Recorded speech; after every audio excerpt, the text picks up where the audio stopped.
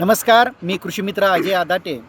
आत्ता आपण गेल्याच व्हिडिओमध्ये आटपाडीच्या बनपुरी गावामधील 11 महिन्याचा प्लॉट बघितला होता.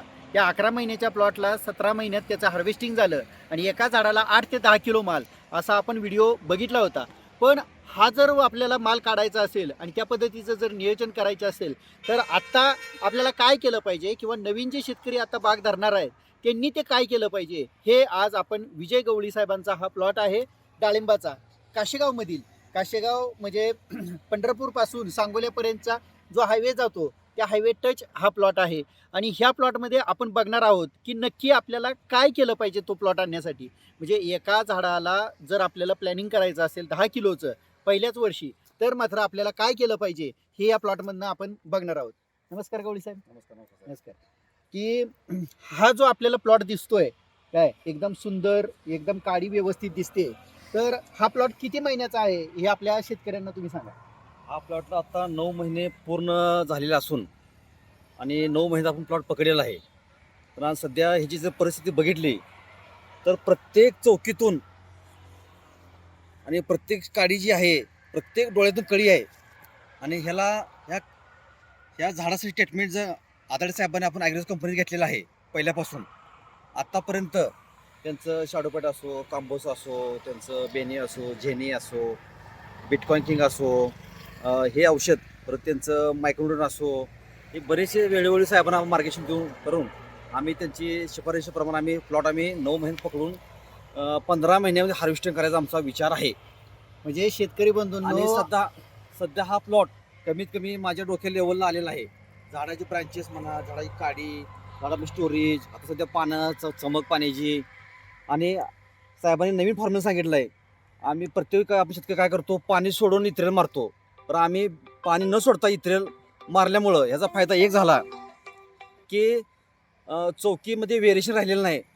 पूर्ण पानगळ झाल्यानंतर आम्ही पाणी सोडलं आणि त्याचा 1 स्ट्रोकमध्ये. शेतकरी बंधूंनो आताच आपण बघतोय की हा 9 महिन्याचा प्लॉट आहे आणि हा 9 महिन्याचा प्लॉट आपण 15 महिन्यात हार्वेस्टिंग करणार आहे. आणि याचं जे प्लॅनिंग आहे प्रति झाडाचं आपण 10 किलोचं याचं प्लॅनिंग करतोय. तर हा जो प्लॉट आहे ह्या प्लॉटमध्ये तुम्ही चौकी बघताय, एकदम सुंदर चौकी याची निघालेली आहे. पण ह्या चौकीसाठी एक वेगळ्या प्रकारचं नियोजन आज गवळी साहेबांनी आपल्या मार्फत केलेलं आहे. तर गवळी साहेबच स्वतः सांगतील की ते नियोजन काय आहे आणि का त्यांनी ते तशा पद्धतीचं नियोजन केलं आणि नक्की त्याचा फायदा त्यांना काय होतोय हे आपल्याला ते सांगतील.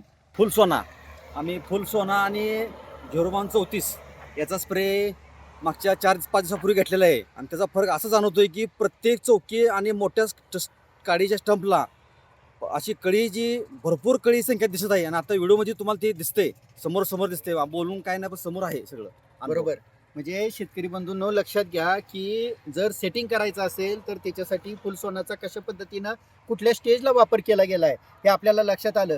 पण ही जी आपल्याला स्टेज दिसते साहेब. आता ही तू कळी दाखवा साहेब, कळी दाखवा, कळी. ही जी आपल्याला स्टेज दिसते गवळी साहेब, कळी ही दाखवा. स्टेज येण्यासाठी तुम्ही इथ्रिलचा वापर कसा केलाय हे आपल्या शेतकऱ्यांना तुम्ही सांगा की जेणेकरून आपल्याला ही जी चौकी आहे ही चौकी कशा पद्धतीने तयार केली आहे आणि सगळी पानं ॲट अ टाइम तुमची चौकी कशी तयार झाली आहे हे आपल्या शेतकऱ्यांना खूप महत्त्वाचं वाटतं.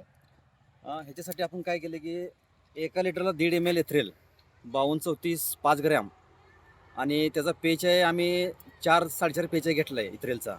आणि स्टिकर टाकून आम्ही याचा स्प्रे घेतलेला आहे.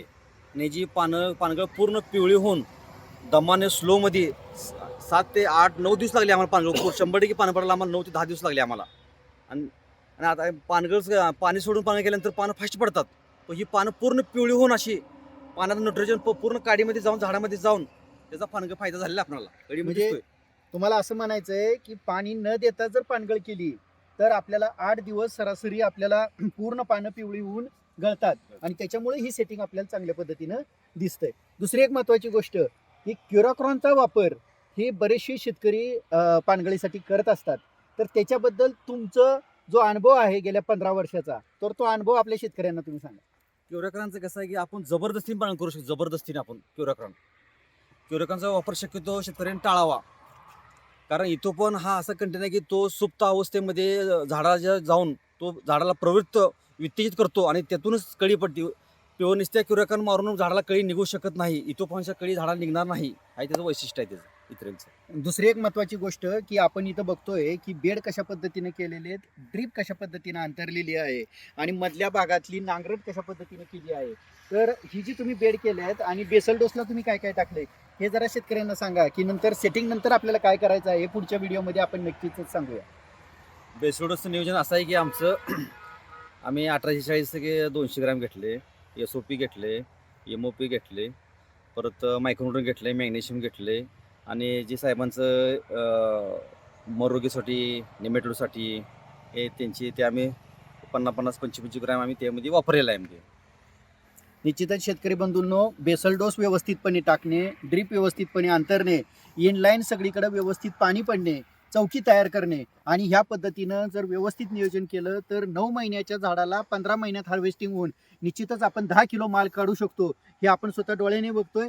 टप्प्याटप्प्याने ह्याच प्लॉटचे व्हिडिओ तुम्हाला महिन्याचे बघायला मिळतील. आणि सध्या तरी मी गवळी साहेबांचं खूप खूप धन्यवाद. पुढच्या व्हिडिओमध्ये भेटूया. पुन्हा एकदा धन्यवाद.